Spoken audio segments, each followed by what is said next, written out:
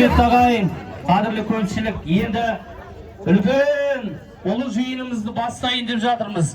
Бір сәтке тыныштық сақтап, назарды бер ортаға бұрсақ. Қолы бос жандар, өзіміздің қуаныш қой, қаттырақ бір қол соғып қошеметтеп қойсаңыздар, дүбірлетіп думанымызды бастайық ағайын!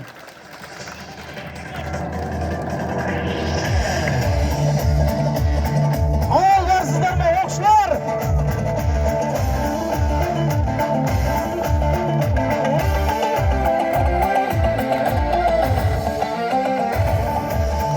Қадірлі ағайын, құрметті Асқар Таудай әкелер, аяулы аналар, ағайын туысқан бауырлар, бұл жерде бөтен адам жоқ, төрт көз түгел баршамыз келіп, қасиетті киелі кең жазира Дархан даланың төсіндегі төріндегі ақ дастарханның төрінен баршамыз әдемілеп орын алғандай болсақ, соғымға үйір айдатқан, қымызға бие байлатқан, қазандарын қайнатқан, дастарханын жайнатқан, тойға келген әншіні сандуғаштай сайратқан, ақындарын азулы аса бағып сайлатқан, ырыспен құтты құдайым босағаңа байлатқан, қонақтарын алдырып алыс жақын аймақтан, той дегенде қазағым кезің бар ма жай жатқан. Сұлу сөзбен сүбелі санамды аштым, Алла деп қуанышқа қадам бастым. Алқа топта жиылған ағайынға ассалаумағалейкум деп амандастым. Ағайын, армысыздар, аман есен бармысыздар, ұлы жиын құтты болсын деп бастайын, дүркіретіп, дүбірлетіп, бір қошеметтеп қол соғып қойсаңыздар, орынды болар ағайын. Ағайынның амандығы барың бағың, қонағына құшақ ашық төрі дайын, көргенім жоқ есігінің жабылғанын. Мамыражай, мамырда бас қосып жатқан, көрісу құтты болсын табындарым, сөзімді дәл осылай топшыладым. Ұлы жиын құтты болсын, оқшыларым дегенде бір қошеметте қол соғып қоймаңыз.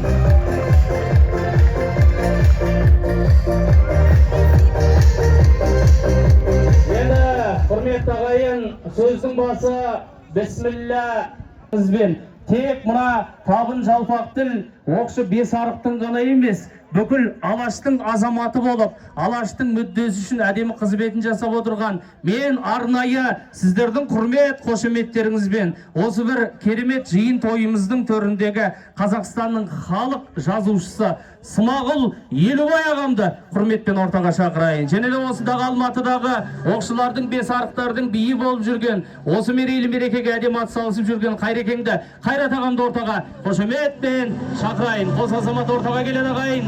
Бір қол соғыңыздар.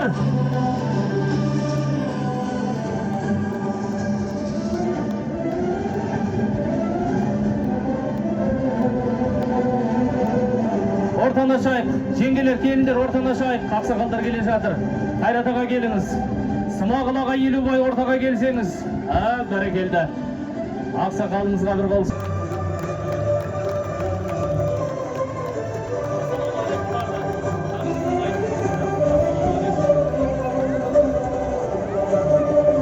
Ал қадірлі ағайын, құрметті көпшілік, біз Аллаға шүкір, Құдай көп көрмесін, көппіз ғой. Дегенмен енді кішкене өзге дүнияуи әңгімені бүгін сәл ғана қысқартайық, назарымызды ортаға бұрайық.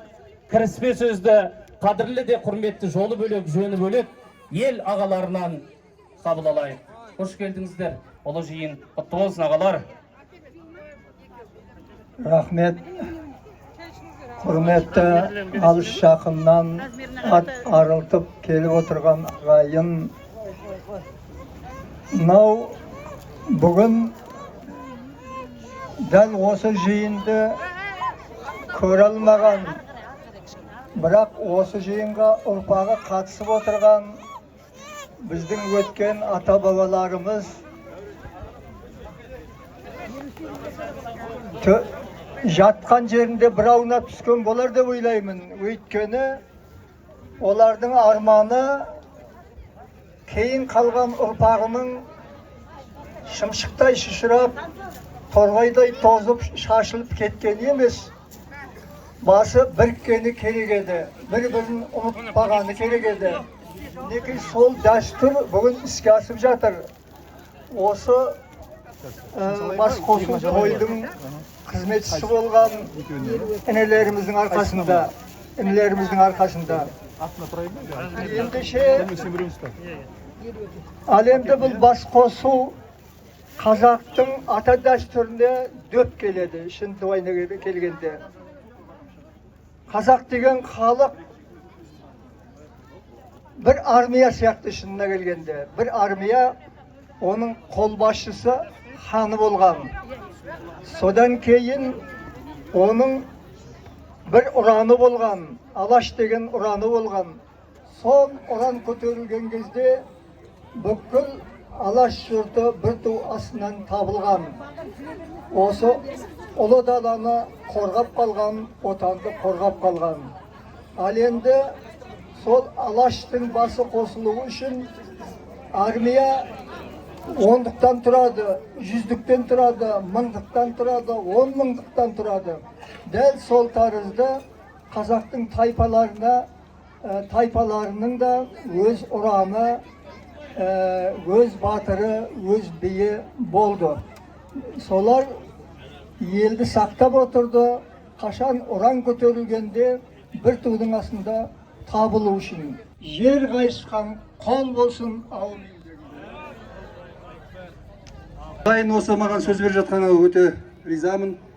Мынау біраздан бері армандап жүрген осы ағайындардың басын қоссақ деген арман ойымызға бүгін жетіп жатырмыз. Мынау өткенде осы Ілияс ағамда айтып еді, мына Абылай атамыз ертеде осы тардай шашылып кеттік деп айтып жатыр ғой. Солардың ата-бабалардың рухына бір тағзым етеміз. Рахмет сіздерге. Рахмет.